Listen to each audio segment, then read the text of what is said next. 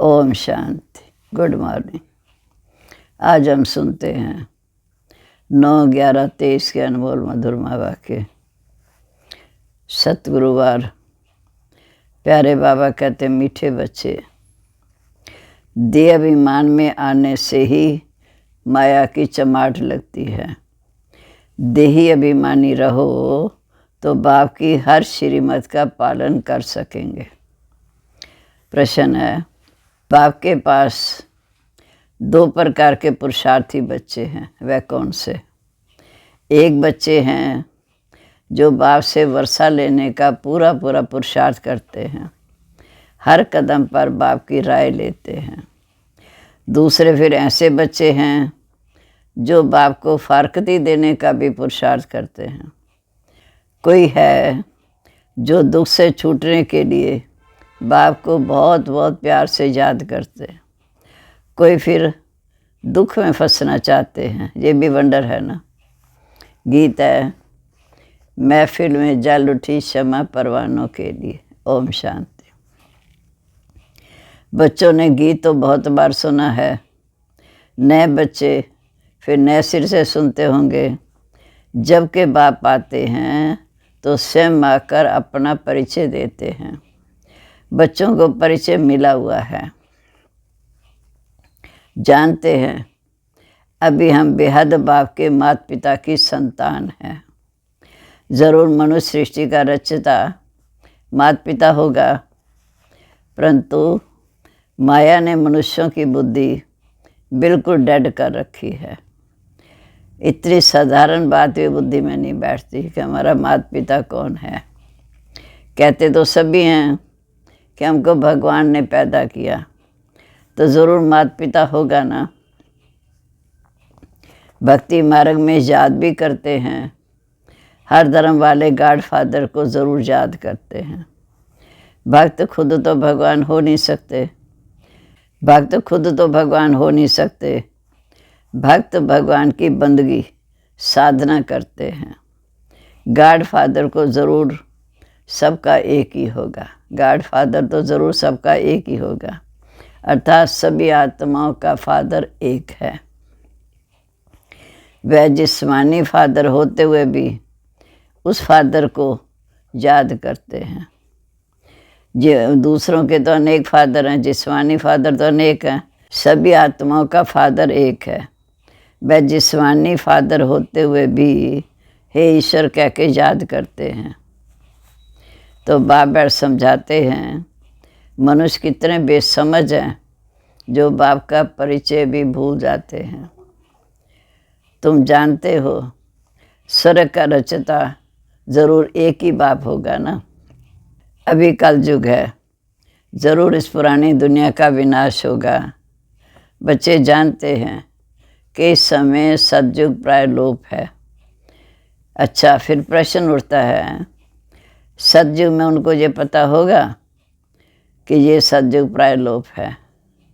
अच्छा, फिर प्रश्न उठता है कि सतयुग में देवी देवताओं को पता होगा कि सतयुग प्राय लोप हो जाएगा, फिर त्रेता आएगा? नहीं, वहाँ तो इस नॉलेज की दरकार ही नहीं। ये बातें किसी की बुद्धि में नहीं है कि सृष्टि चक्कर कैसे फिरता है, हमारा परलौकिक बाप कौन है। ये तुम बच्चे ही जानते हो। मनुष्य गाते हैं, तुम माता पिता हाँ बालक तेरे, तुमरी कृपा सुख गनेरे, परंतु जानते नहीं। तो मनुष्य गाते हैं, तुम माता पिता बालक तेरे, तुमरी कृपा सुख गनेरे, परंतु जानते नहीं। बाप को भूल गए, इसलिए आर्फन बन पड़े हैं। अर्थात जिसका कोई माँ बाप नहीं, आर्फन। बाप हर एक बात समझाते हैं। श्रीमत पर कदम कदम पर चलो, श्रीमत पर कदम कदम चलो, नहीं तो कोई समय माया बड़ा धोखा देगी। माया है धोखेबाज। माया से लिबरेट करना है, ये सिर्फ बाप का ही काम है। माया से लिबरेट करना सिर्फ बाप का ही काम है। राम तो है ही दुख देने वाला, बाप है सुख देने वाला। मनुष्य इन बातों को समझ नहीं सकते। वह तो समझते हैं कि दुख सुख सब भगवान ही देते हैं। बाप समझाते हैं कि शादी में देखो कितना खर्चा करते हैं।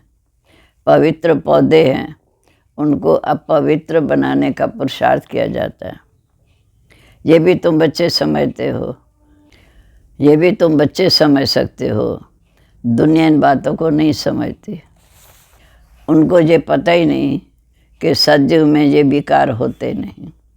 वो है क्षीर सागर, विश्व, इसको कहा जाता है विश्व सागर। कलयुग को कहा जाता है विश्व सागर। वो हैं संपूर्ण निर्विकारी। त्रेता में 2 कला कम हो जाते तो भी उनको निर्विकारी दुनिया कहा जाता। वहाँ विकार हो नहीं सकते, क्योंकि रावण का राज्य द्वापर से शुरू होता है। आधा आधा है ना, ज्ञान सागर और अज्ञान सागर। मनुष्य कितने अज्ञानी हैं, बाप को नहीं जानते, सिर्फ कहते रहते हैं कि ये करने से भगवान मिलेगा। माथा मारते मारते दुखी निधन के बन गए हैं। तभी मैं फिर धवनी। तो बाप समझाते, मीठे बच्चे, माया बड़ी दुस्तर है, बहुतों को धोखा मिलता है। कोई को काम की चमाट, कोई को मोह की चमाट लग जाती है। देह अभिमान में आने से ही चमाट लगती है। मेहनत है देही अभिमानी बनने की।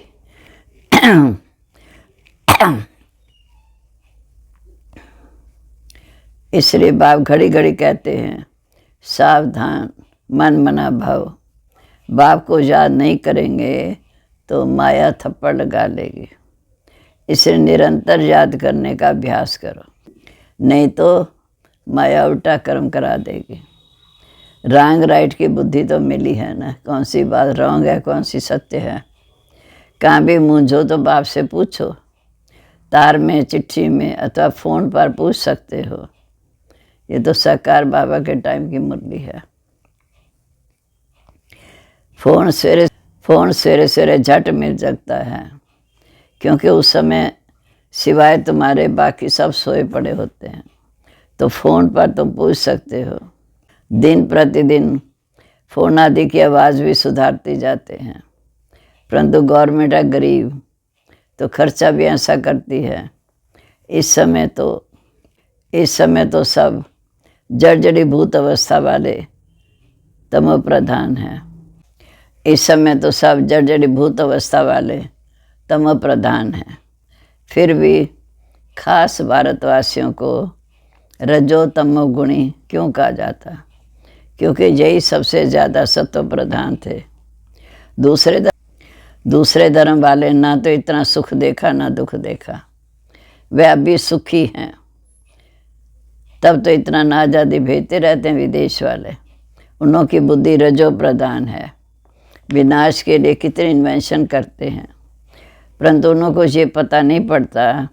इससे उन्हों को बहुत चित्र आदि भेजने पड़ते हैं, ताकि उनको पता पड़ेगा। आखिर समझेंगे ये चीज़ तो बड़ी अच्छी है। चित्रों को देखकर समझेंगे कि चित्र तो बड़ी अच्छी चीज़ है। इस पर लिखा हुआ है गॉड फादरली गिफ्ट। जब आफत का समय होगा तो आवाज़ निकलेगा, फिर समझेंगे बराबर ये चित्र हमें मिले थे। इन चित्रों से बहुत काम निकलेगा। बाप को बेचारे जानते ही नहीं। सुखदाता तो एक है, सब उनको याद करते हैं। चित्रों से अच्छी रीति समझ सकते हैं। अभी देखो, तुम्हें सेवा के लिए 3 पैर पृथ्वी के भी नहीं मिलते, फिर तुम सारे विश्व के मालिक बन जाओगे। चित्र विलायत में भी बहुत सर्विस करेंगे। वहाँ तो इन चित्रों की, जहाँ तो इतने चित्रों की दरकार नहीं। ये चित्र विदेश में भी बहुत सर्विस करेंगे। बच्चों को इन चित्रों का इतना कदर नहीं है। खर्चा तो होना है। राजधानी स्थापन करने में उस गवर्नमेंट का करोड़ों रुपया खर्च हुआ और लाखों मरे। ये चित्र विदेश में भी बहुत सर्विस करेंगे। बच्चों को इन चित्रों का कदर नहीं। खर्चा तो होना ही है। राजधानी स्थापन करने में उस गवर्नमेंट का करोड़ों रुपया खर्च हुआ और लाखों मरे। यहाँ तो मरने की बात ही नहीं, यहाँ तो श्रीमत पर पूरा पूरा पुरुषार्थ करना है, तभी श्रेष्ठ पद पा सकेंगे। जहाँ तो श्रीमत पर पूरा पूरा पुरुषार्थ करना है, तभी श्रेष्ठ पद पा सकेंगे। नहीं तो पीछे सज़ा खाते समय बहुत पछताएंगे। ये बाप ही है तो साथ साथ धर्मराज भी है। पति दुनिया में आकर बच्चों को 21 जन्म के लिए स्वराज्य देते। पति दुनिया में आकर बच्चों को 21 जन्म के लिए स्वराज्य देता हूँ। अगर फिर कोई विनाशकारी कर्तव्य किया, अगर कोई फिर विनाशकारी कर्तव्य किया तो पूरी सज़ा खाएंगे। ऐसे नहीं, जो होगा वो देखा जाएगा। दूसरे जन्म का कौन बैठ विचार करे।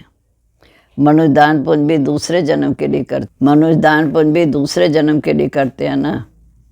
तुम अभी जो करते हो वह किस जन्म के लिए, वह जो कुछ करते हैं सिर्फ इस जन्म अलग काल के लिए।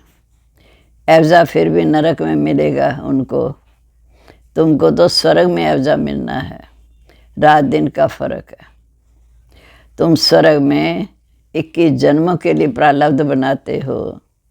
हर बात में श्रीमत पर चलने से ही तुम्हारा बेड़ा पार होगा। बाप कहते हैं, तुम बच्चों को मैं नैनों पर बिठाकर बड़े आराम से ले जाता हूँ। तुमने बहुत दुख उठाए हैं।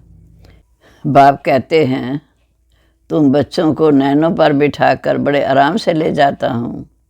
तुमने बहुत दुख उठाए हैं। अब कहता हूँ तुम मुझे याद करो। तुम अशरीरी आए थे, अशरीरी जाना है। तुम अशरीरी आए थे, ये पाठ बजाया, फिर वापस जाना है। ये तुम्हारा अविनाशी पाठ है, माना आत्मा का अविनाशी पाठ है। आत्मा इतना छोटा स्टार है, उसमें अविनाशी पाठ सदैव के लिए भरा हुआ है। ये कभी समाप्त नहीं होता।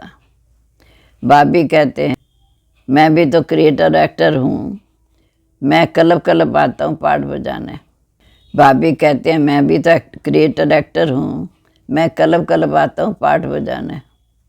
कहते परमात्मा मन बुद्धि सहित चेतन नॉलेजफुल है। जैसे तुम आत्मा स्टार मिसल हो, मैं भी स्टार हूँ। भक्ति मार्ग में भी मुझे याद करते हैं क्योंकि दुखी हैं। मैं आकर तुम बच्चों को अपने साथ ले जाता हूँ। मैं भी पंडा हूँ। मैं परमात्मा तुम आत्माओं को साथ लेके जाता हूँ। आत्मा मच्छर से भी छोटी है, ये समझ भी तुम बच्चों को भी मिलती है। कितनी अच्छी रीति बाप समझाते हैं, ये समझ भी अभी तुम बच्चों को मिलती है। कितना अच्छी रीति बाप समझाते हैं। बाप कहते, मैं तुमको विश्व का मालिक बनाता हूँ, बाकी दिव्य दृष्टि की चाबी मैं अपने पास रखता हूँ। ये किसको नहीं देता, ये भक्ति मार्ग में मेरे ही काम आती है। बाप कहते, मैं तुमको पावन पूज्य बनाता हूँ, माया फिर पुजारी पतित बनाती। समझाते तो बहुत हैं, परंतु कोई बुद्धिवान समझे तो। फिर बाबा कहते, ये टेप मशीन बहुत अच्छी है। बच्चों को मुरली तो ज़रूर सुननी है। बहुत सिक्के लदे बच्चे हैं। बाबा की बंदेली गोपिकाओं पर भी बहुत तरस पड़ता है। बाबा की मुरली सुनकर बहुत खुश होंगे। बच्चों को खुशी के लिए क्या नहीं करना चाहिए। बाबा को तो रात दिन गांव की गोपिकाओं का भी ख्याल रहता है। नींद भी फिट जाती है। क्या युक्ति रचें, कैसे बच्चे दुखों से छूटें।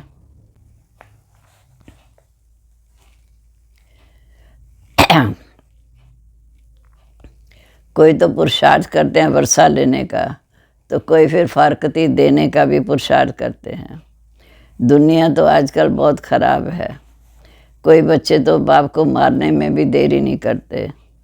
बेहद का बाप कितना अच्छी रीति समझाते हैं। कहते, मैं बच्चों को इतना धन दूंगा जो कभी दुखी नहीं होंगे, सतयुग में तो सदा सुखी होंगे।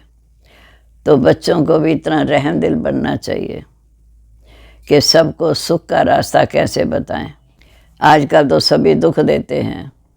बाकी टीचर कभी दुख का रास्ता नहीं बता सकते, वह तो पढ़ाते हैं। पढ़ाई है सोर्स ऑफ इनकम। पढ़ाई से शरीर निर्वाह करने लायक बनते हैं। माँ बाप से चाहे वर्षा मिलता है।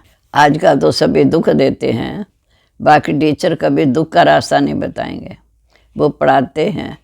पढ़ाई है सोर्स ऑफ इनकम। पढ़ाई से शरीर निर्वाह करने लायक बनते हैं। माँ बाप से भल वर्षा मिलता है, परंतु वो किस काम का। जितना जास्ती धन उतना पाप जास्ती करते हैं। नहीं तो तीर्थ यात्रा करने बड़ी नम्रता से जाते हैं, परंतु कोई कोई तो तीर्थ यात्रा पर भी शराब ले जाते हैं, छिपा कर पीते हैं। लड़ाई में जाने वाले भी खूब शराब पीते हैं। लड़ाई वालों को अपनी जान का ख्याल ही नहीं रहता। वह तो समझते हैं आत्मा एक शरीर छोड़ दूसरा लेगी। तुम बच्चों को तो अभी ज्ञान मिला है कि ये चीची शरीर छोड़ना है। तुम बच्चों का भी ज्ञान मिला है, उनको ये ज्ञान नहीं, परंतु उनकी आदत पड़ी हुई है मरना और मारना। यहाँ तो हम आपे बैठे बैठे बाबा के पास जाना चाहते हैं। ये पुरानी खाल है, जैसे सरफ की पुरानी खाल छोड़ देते हैं। तुम्हारी भी ये जैसे बहुत चीची पुरानी खाल है। पाठ बजाते बजाते अब पुरानी हो गया, अब इसको छोड़ना है। अब बाबा के पास जाना है। बाबा ने युक्ति तो बताई, मन मना भाव, मुझे याद करो बस। ऐसे बैठे बैठे शरीर छोड़ देंगे। सन्यासियों का भी ऐसे होता, बैठे बैठे शरीर छोड़ देते, क्योंकि वो समझते हैं आत्मा को ब्रह्म में लीन होना है। तो योग लगा कर बैठते हैं, परंतु लीन तो कोई हो नहीं सकता। जैसे काशी कलवट खाते हैं वह जीव घात हो जाता। बस सन्यासी भी बैठे बैठे ऐसे शरीर छोड़ते हैं।